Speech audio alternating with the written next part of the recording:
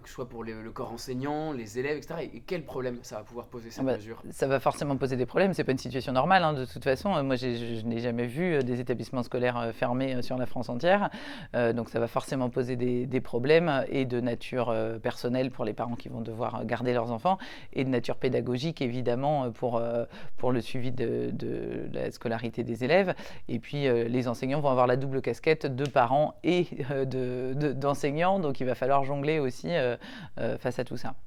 Le ministre de l'Éducation nationale, Jean-Michel Blanquer, annonce que les écoles sont prêtes, que les établissements scolaires vont être capables d'assurer un suivi pédagogique.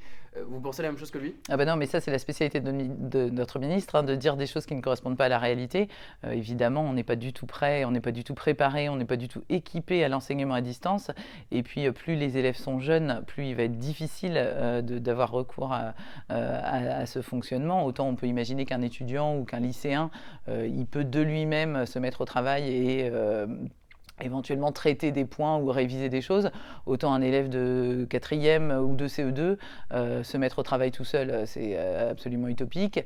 Et puis dans ces cas-là, on risque surtout de renforcer des inégalités sociales, des inégalités scolaires en fonction des familles qui pourront ou non accompagner ce type de suivi de scolarité.